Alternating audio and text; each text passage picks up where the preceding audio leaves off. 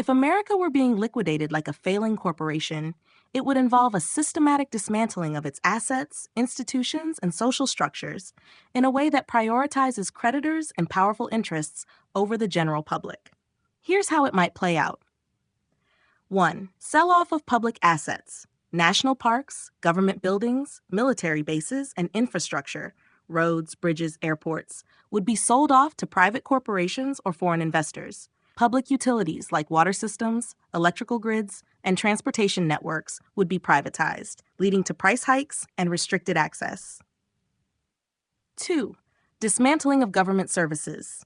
Essential services like Social Security, Medicare, and public education would be stripped down, leaving only those who can afford private alternatives with access to healthcare, education, and retirement security. Government agencies would be dissolved or outsourced, with responsibilities handed over to private contractors focused on profit rather than public welfare. 3. Fire sale of national debt and currency collapse. U.S. Treasury bonds would be dumped at a discount to pay off outstanding debts, devaluing the dollar and causing inflation or even hyperinflation. The Federal Reserve might be forced to surrender monetary control to international financial institutions. 4. Privatization of law enforcement and military. Police forces would be replaced by private security firms, accountable to corporate shareholders rather than citizens. The U.S. military could be broken up, with its advanced technology and personnel auctioned off to the highest bidder, potentially private military contractors or other nations. 5. Social unrest and mass displacement. With no government safety net, homelessness and poverty would skyrocket, leading to widespread unrest. Wealthy elites would flee to fortified enclaves or leave the country entirely, while the general population would be left to navigate lawless or heavily privatized city-states. 6. Carve up of territory by corporate and foreign interests.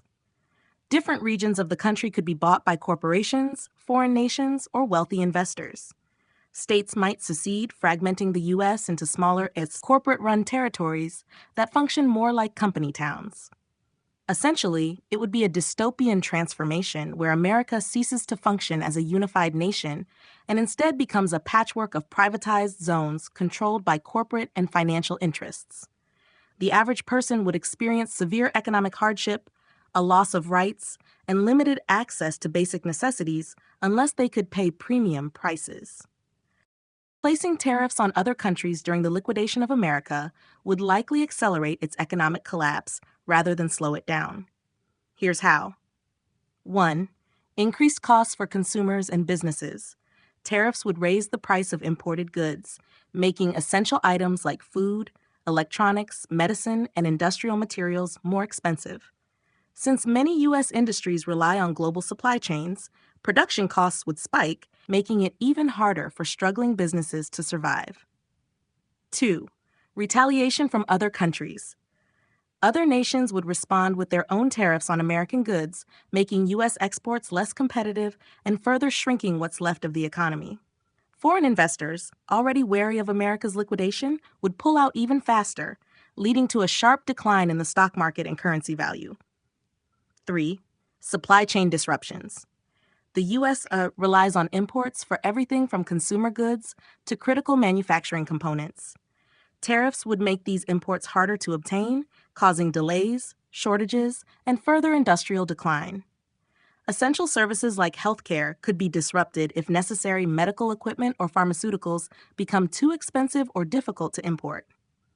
4. Accelerated foreign decoupling.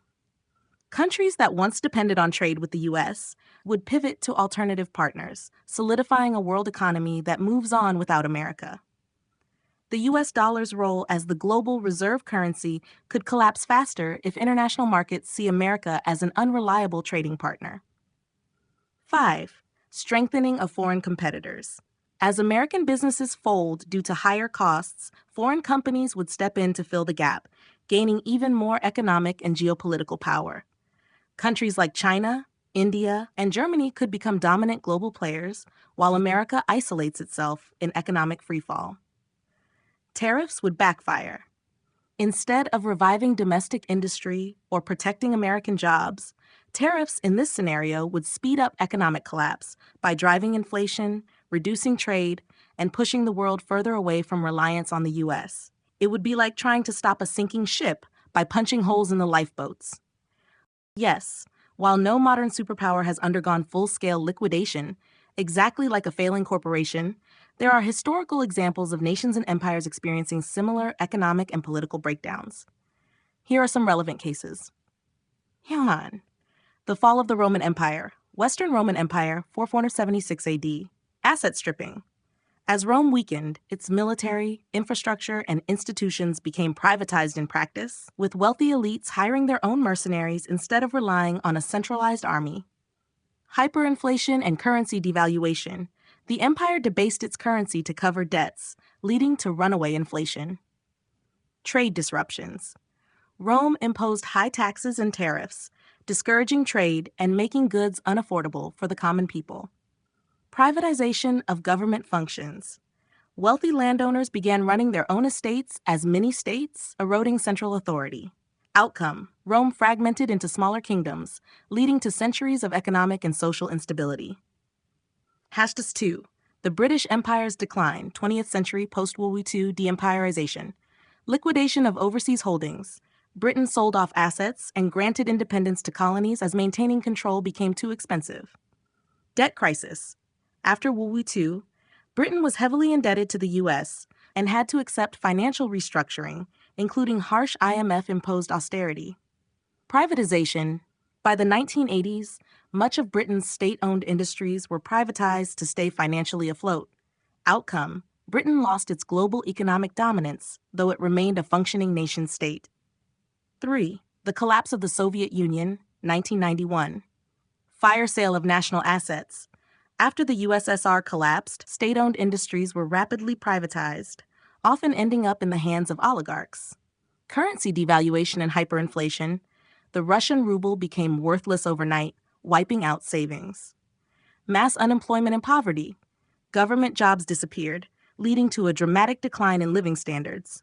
Rise of foreign influence. Western corporations and financial institutions took advantage of the collapse to extract resources and influence policy. Outcome: Russia went through a decade of economic hardship before stabilizing under an oligarchic system. 4. Argentina's economic collapse, 2001 to debt default. The government defaulted on its debt, leading to economic freefall. Rapid privatization. State assets were sold off to international investors under IMF pressure. Currency crisis. The peso collapsed, and inflation wiped out personal wealth. Mass unrest and crime surge. Protests and riots became common as people lost trust in the government. Outcome: Argentina eventually recovered but remains vulnerable to economic crises. 5. Weimar Germany and hyperinflation, 1920s. Massive debt and reparations. Burdened by World War I reparations, Germany printed money excessively, leading to hyperinflation. Middle class collapse. Savings became worthless, and basic goods became unaffordable. Rise of extremism. Economic collapse created conditions for the rise of authoritarianism. Nazism. Outcome: economic failure paved the way for political radicalization in World War II. Comparisons to a U.S. liquidation scenario. The Roman and Soviet collapses show how state institutions can erode, leading to privatization and regional fragmentation. The British and Argentine cases illustrate how external debts and privatization can reduce a nation's economic independence. Weimar Germany demonstrates how hyperinflation and economic despair can lead to political extremism. If America were liquidated, it might resemble a mix of these examples: rapid sell-off of assets like the USSR, social unrest, Argentina, and potential fragmentation, Rome. Yes, tariffs could make more money for U.S. oligarchs during the liquidation process, but only in the short term and only for specific industries. Here's how it could work and how to recognize if it's happening. How tariffs could benefit oligarchs during liquidation. 1. Increase prices and profits for domestic monopolies. If tariffs make foreign goods more expensive, domestic companies with little or no competition, owned by oligarchs, can raise their prices without improving quality.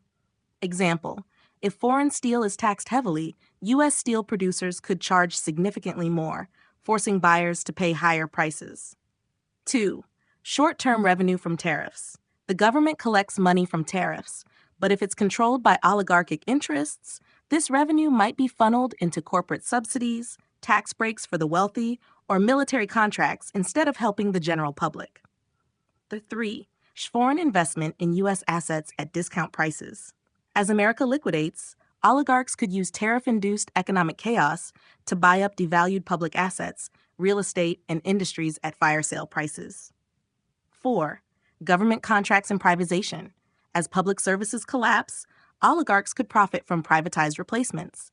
For example, if public water systems are sold off due to economic distress, private firms could charge exorbitant rates for basic necessities. Tariffs could accelerate this by making essential goods more expensive, making privatization seem like the only solution to economic strain. 5. Media and political manipulation.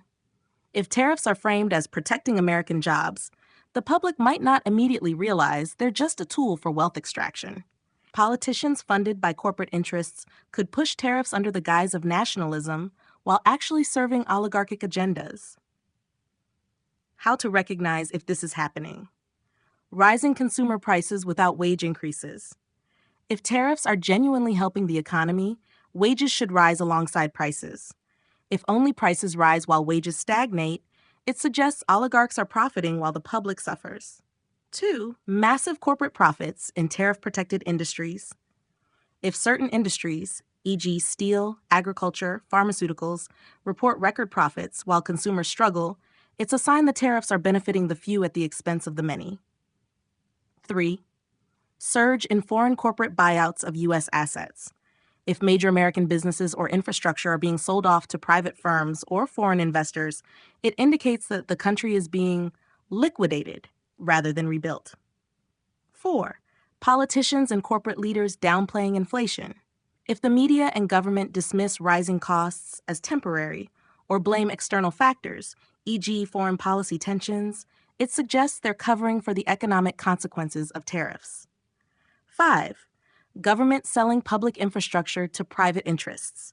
If highways, water systems, and public lands are being sold to corporations while tariffs remain in place, it means the liquidation process is accelerating. 6. Spike in private security and gated communities for the wealthy. If oligarchs start retreating into fortified enclaves while everyday Americans face economic decline, it's a strong sign that they're profiting from the collapse while leaving the rest of the country to fend for itself. Conclusion. If tariffs are implemented in a collapsing economy, they won't protect the nation. They'll likely just help the wealthiest extract more wealth before the final breakdown. The key signs to watch for are rising prices without real economic improvement, privatization of public assets, and growing economic inequality. If these trends accelerate while politicians claim the tariffs are helping, it's a strong indication that liquidation is underway.